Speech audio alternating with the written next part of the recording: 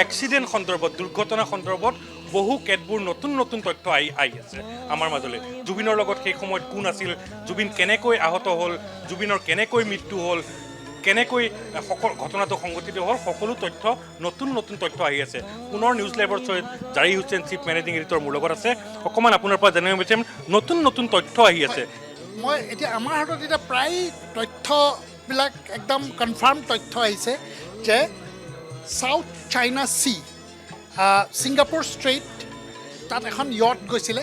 মই আগতে কোৱা নিচিনাকৈ এখন সৰু নাও, জাহাজতকৈ অলপ সৰু, নাৱতকৈ অকণমান উন্নত। তাত 16গৰাকী ব্যক্তি গৈছিলে। 16গৰাকীৰ ভিতৰত 4গৰাকী জুবিন গাৰ্গৰ সতীৰ্থ আছিলে।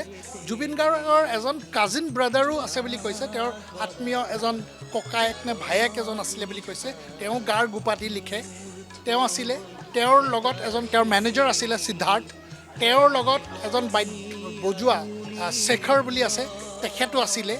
এনেকৈ 4জন আছিলে তেওঁৰ লগত থকা ব্যক্তি জুবিন গাৰ্গ, আৰু প্ৰায় 11গৰাকী ব্যক্তি ছিংগাপুৰত থকা অসমীয়া। তেওঁলোকে য়টখনত গৈ থকা অৱস্থাত তেওঁলোকে নামি পেলাই জুবিনে খাদ্য গ্ৰহণো কৰিছিলে বোলে, তাতে কিছু বস্তু য়টতে খাইছিলে। তাৰ পৰৱৰ্তী সময়ত তেওঁলোকে সাঁতোৰাৰ কথা মানে সেইটো প্লেনে আছিলে হয়তো।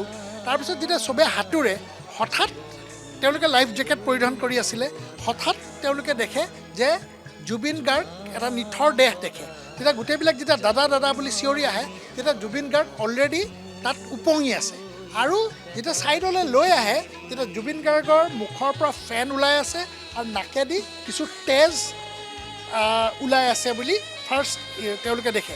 যেতিয়া হুলস্থুল পৰিৱেশ এটা হ'ল, তেতিয়া য়টৰ পৰা তেওঁক ৰেস্কিউ টিমক মতা হ'ল।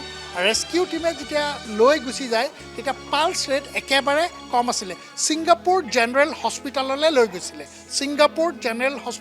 লৈ গৈছিলে। সেইখন আটাইতকৈ লেজাৰাছ আইলেণ্ড য'ত সংঘটিত হৈছে, সেই এটা দ্বীপ লেজাৰাছ আইলেণ্ড বুলি কয়। সেই লেজাৰাছ আইলেণ্ডতেই সংঘটিত হৈছে। লেজাৰাছ আইলেণ্ডৰ পৰা এম্বুলেঞ্চৰ জৰিয়তে তেওঁক লৈ অনা হৈছিলে ছিংগাপুৰ জেনেৰেল হস্পিটেল। আৰু ছিংগাপুৰ জেনেৰেল হস্পিটেলত যেতিয়া আহি পায়, তেতিয়া চিকিৎসকে তেওঁক ইমাৰ্জেঞ্চিলৈ লৈ গুচি যায়। ইমাৰ্জেঞ্চিৰ পৰা তেওঁক ICUলৈ শ্বিফ্ট কৰে। আৰু যেতিয়া যায়, তেতিয়া ডক্টৰে কয় যে তেতিয়াই পালছ নাই। তথাপিও তেওঁলোকে বহুত চেষ্টা কৰাৰ পাছত প্ৰায় 1:45 তেওঁক মৃত বুলি ঘোষণা কৰে ছিংগাপুৰ জেনেৰেল হস্পিটেলত। চ' সেইটোৱে আছিলে গোটেই ঘটনাটো, যে লেজাৰাছ আইলেণ্ডত সেই